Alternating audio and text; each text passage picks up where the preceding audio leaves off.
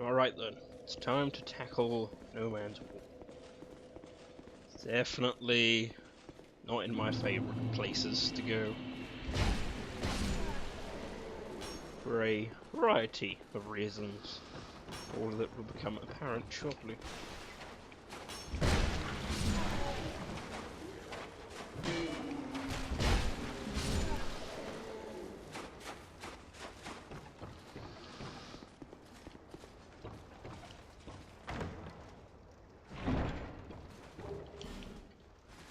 Tiny shard. Do I even need one? Probably not. Need large tiny shards now.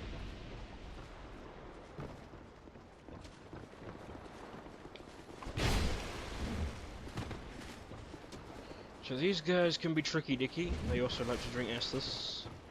And then I completely miss it.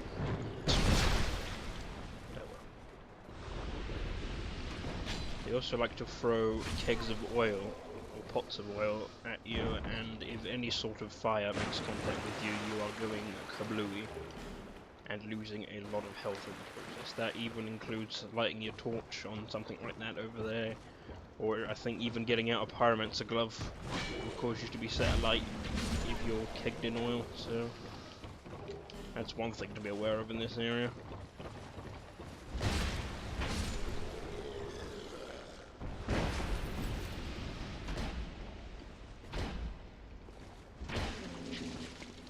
Ill damage. There we go. Reason 2 why this area sucks. These things. These long-armed bat-like creatures that appropriately are afraid of light, but I'm going to be taking them out the old-fashioned way.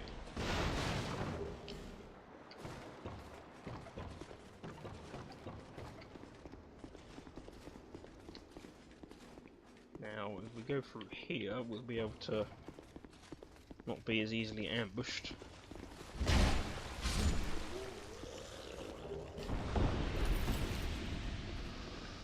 There'll be a guy waiting through there.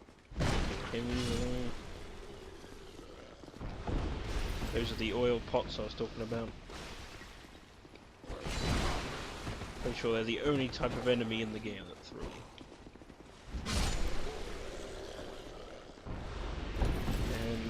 It can be a pain if you get hit by one, because you know that you can't use any sort of light and flame whilst that's going on. And the light is incredibly helpful against those long-armed bat creatures. So, of which here's more, in case you were sick of them already. See, they have a really long reach on that second attack. It's very unlikely that one dodge will be enough to get out of range, so you're usually going to want to do 2 dodges, but then you're also getting, you know, clubbed to death by them as well at the same time. You might be out of stamina like I was, or close to out of stamina. A lot of reasons why encounters with them can turn south quick.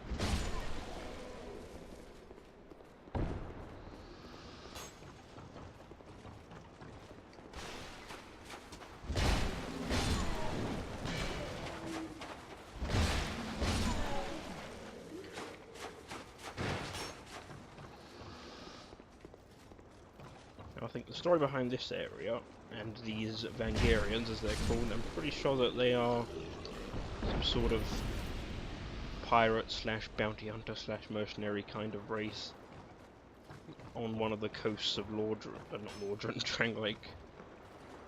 And I think they get hired to do jobs and stuff. I think that's what their story is. I'm not entirely 100% sure on that. Certainly look the part. They kind of look like Vikings. Viking pirates.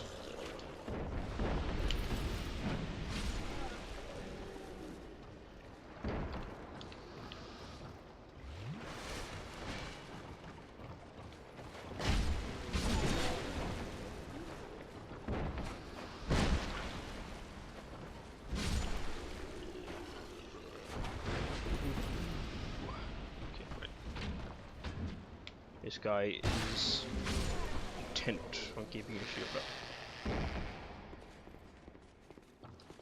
Go through here again. Kill this guy. Can't remember if he actually comes out and attacks you if you go up the front way. He might not. I'm not sure. We could also go over here to get some stuff.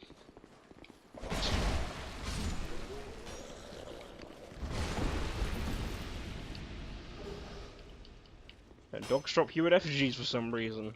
I mean, it was a bit like the rats in Dark Souls who dropped humanity. So maybe the dogs ate an undead, perhaps. That's a bit grim. Or maybe somehow undead got turned into dogs, because experimentations are a big thing in these games. Lots of crazy people want to go merging species together and all that. Fun doohickey.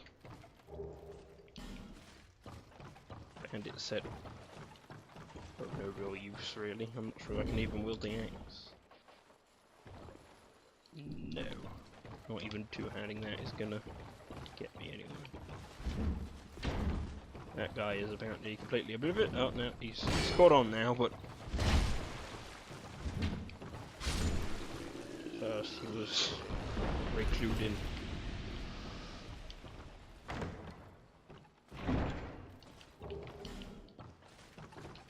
Repair powder. Would come in handy. Already almost half. That's a problem I have with this area as well. I always find myself, at least first time through, running out of weapon durability. That's a shortcut that we can get later that will bypass some of the area, but now we're just gonna head back. We could potentially skip all of those guys back there, which I think I'm gonna do.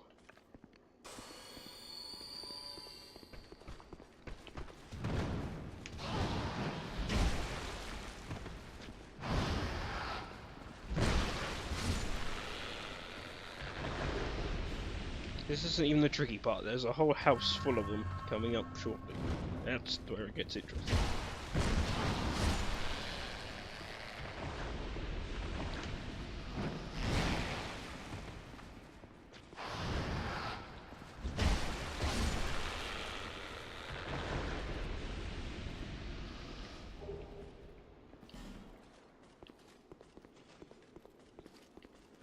And this would be that house.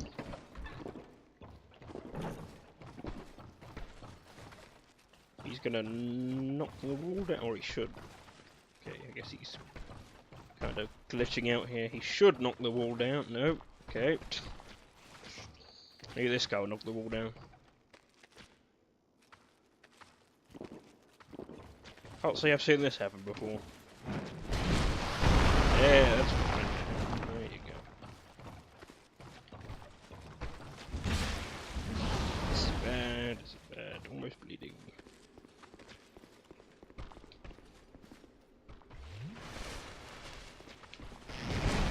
Yep, that's what I was afraid of.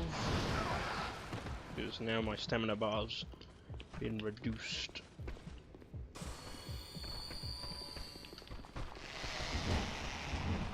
Although they appear to be running away from some sort of light source.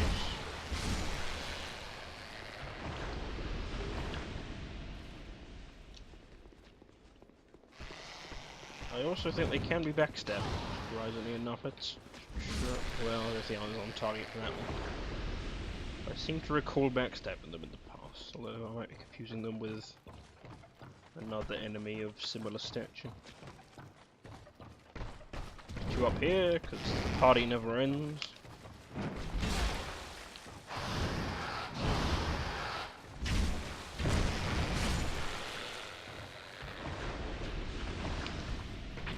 And I guess I should have this one in hand.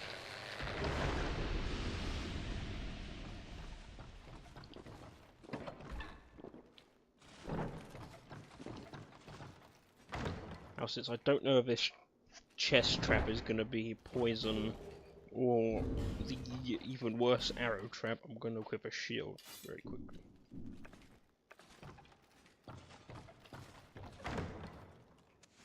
Oh, Oh, it's poison. Okay, I didn't need the shield, but it was worth... because it has been an arrow trap for me in past playthroughs. Just for worse. Here's my favorite NPC. I, Gavlan. Gavlan will, Gavlan deal. Gavlan wants soul. Many what? You. With Gavlan, you will, you deal. Gavlan wheel, Gavlan deal. See, he's short, sweet, and to the point. And he also sells lots of poison and stuff, which is pretty good. Sadly, can't use poison arrows on this playthrough, but I would if I could.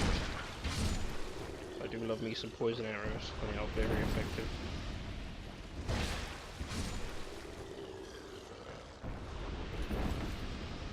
Now, the fun thing to note here is this bell will cause that ship, which has the boss of this area on it, to come into dock here and grant you access to it, but you don't actually have to come up all this way.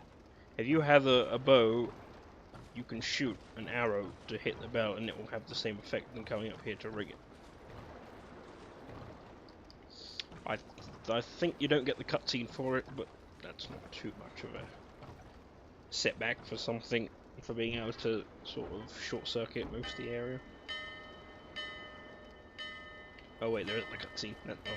That's on the way back on the ship. I forgot that. So yeah, looks like a ghost ship. Don't know what the deal with that is, but it's cool effect nonetheless. I'm getting shot by fire. Now in here is a very important item. And a poison. That's not good, but at least I can roll through these and not care. I'm already poisoned. But what the real treasure in this room is...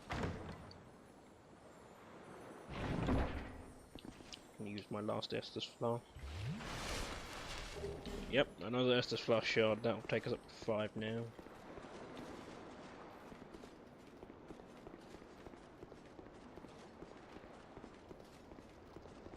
Some annoying archers over there.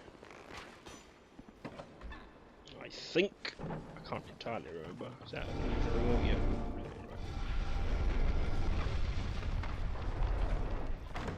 I think this is the way to open up that shortcut we saw earlier.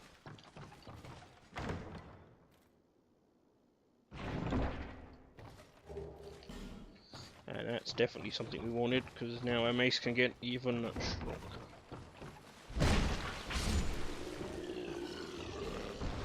Yes, I did need to say stronger, not stronger.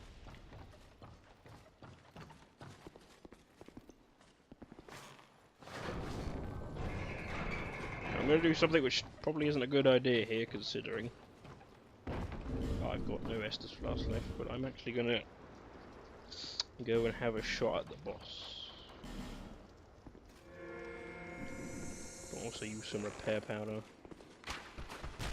Gonna avoid that bat thing about the plague. I think I want that item, I can't remember what it is.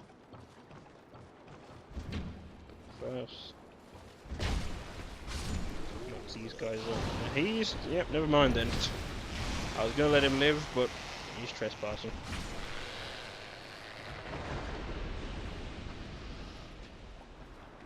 There also appears to be another one stuck.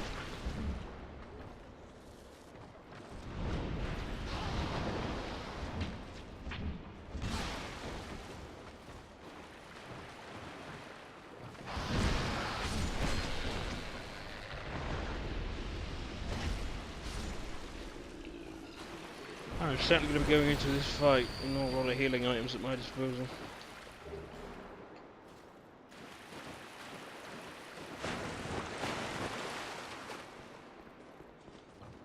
There is a mage character over that way, but obviously no use to us because we are purely soul level 1 with no intelligence.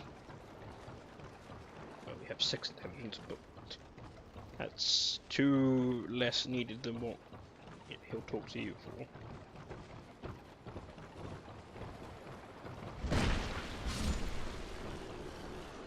Now we're going to perform a hostile takeover of this lovely ghost ship.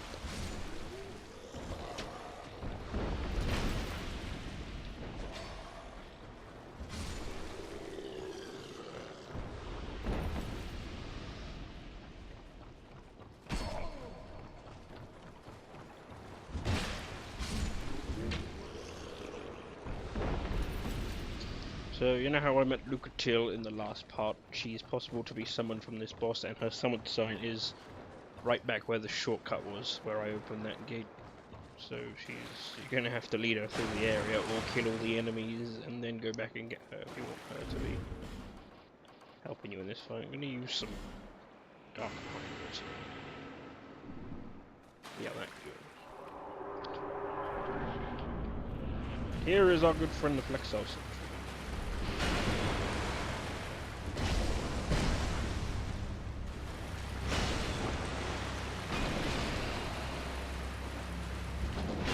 Bad idea. So his whole shtick is he has two sides and each of them perform different movesets. And it's generally universally agreed upon that the spiked club side is easier to deal with than the scimitar side. Because he has some really dangerous movesets for that side. Although that doesn't mean he's no slouch on this side either.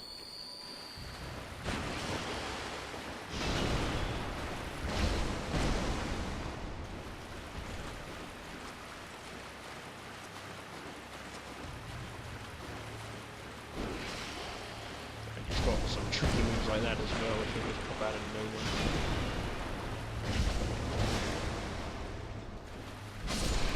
But he's not much of a challenge, even to a soul level.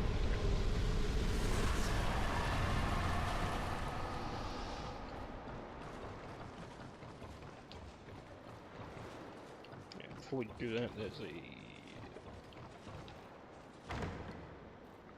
chest here with pyromancy, but once again no attunement slots, although the good thing about pyromancy is it will not require intelligence or faith to actually use it, but we still need attunement slots, which we currently don't have and do not have a ring to give us extra slots for, but that could be something I will end up using down the line.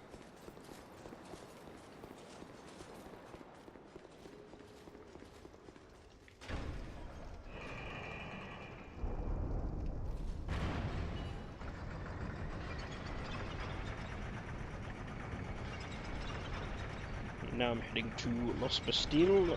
Bastille. I think I'm never going to stop calling it Bastille now. It's too ingrained in my brain.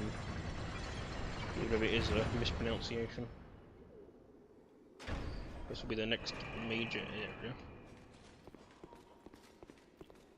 I think there's one item in one of these rooms. Yeah. So I'm a proud knight. Life gem.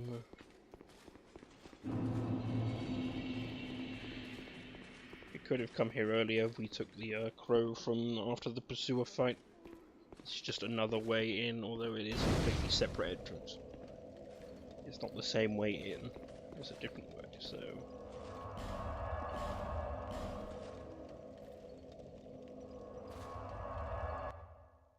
Gonna go back to Majula and do a few things.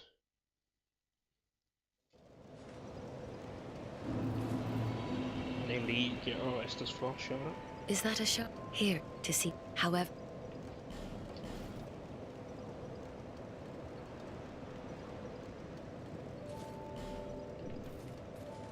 And now that we have a large Titanite shard in our possession, I can get this mace upgraded even further. So it's going from 156 damage to 160. I'll be around.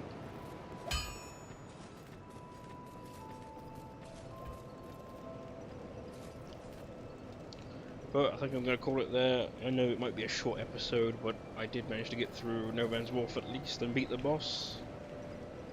Don't really have any reason to return there anytime soon, or perhaps at all, so I'm glad about that.